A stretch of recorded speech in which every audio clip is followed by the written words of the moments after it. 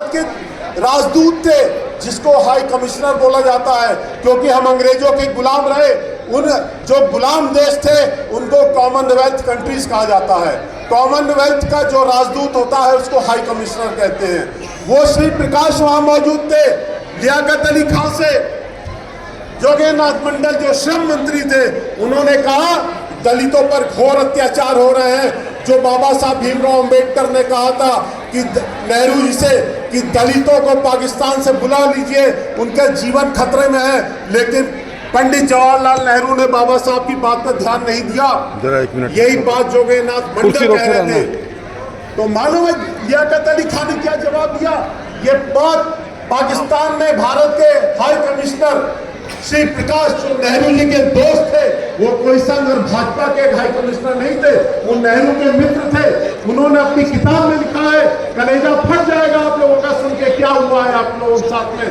उन्होंने लियाकत अली ने कहा, अगर दलितों को मैंने पाकिस्तान से जाने के लिए कह दिया तो लाहौर और कराची की सड़कों पर झाड़ू कौन लगाएगा और यहाँ के मुसलमानों का पठाना कौन उठाएगा?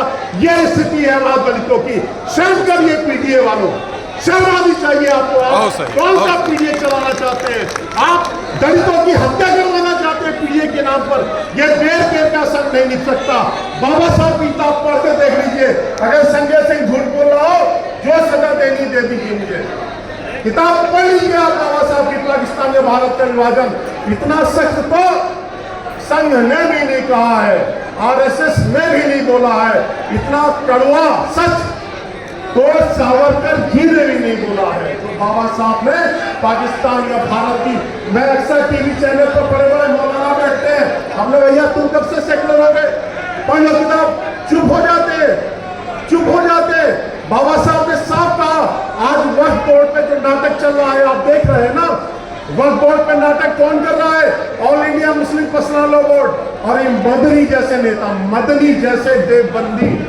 बाबा साहब ने इसी के ऊपर लिखा है कि मुसलमान, माफ करिएगा हमारे मुस्लिम भाइयों ने, बुरा मत मानिएगा, कड़वा सच बोला है, आपको भी जानना चाहिए ये सच। उन्होंने लिखा है कि पाकिस्तान मुसलमान कभी भी धर्मनिरपेक्ष सेकुलर नहीं हो सकता, क्योंकि मुसलमानों की राजनीति उनके मौलाना चलाते हैं, जैसे आज देश के अंदर हो रहा है। आप देख रहे हैं आज देश की राजनीति कौन चला रहा है? ये देवबंदी मौलाना, ये बरेलवी में मौलाना। तो बाबा साहब को पढ़िए, देश को अगर सुरक्षित रखना है। एक बात कहकर मैं बात समाप्त करना चाहता हूं, करूंगा।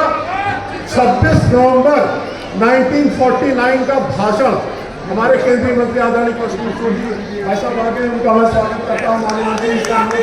कृपया मंच पे आ जाइए।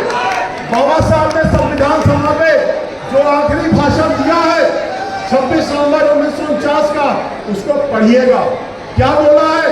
संविधान बनकर तैयार हो गया है, लेकिन मुझे एक बात की बड़ी चिंता है कि क्या भारत स्वतंत्रता को कायम रख पाएगा, भारत आजाद रह पाएगा? और उसके पीछे उन्होंने कारण गिना है, जो भारत में गद्दारी हुई है, गद्दारी हम लोगों ने की है, उसके ऊपर लिखा है मोहम्मद बिन कासिम से लेकर शिवाजी महाराज, महाराणा प्रताप, उन सबके साथ गद्दारी हुई है, उसका बहुत डिटेल लिखा है। ऐसे पूज्य बाबा साहब भीमराव अम्बेडकर जी को मैं सबसे नमन करता हूँ। कृपया मंच पर स्थान ग्रहण कर ले। हमारे लोकप्रिय जननायक है माननीय हमारे केंद्रीय मंत्री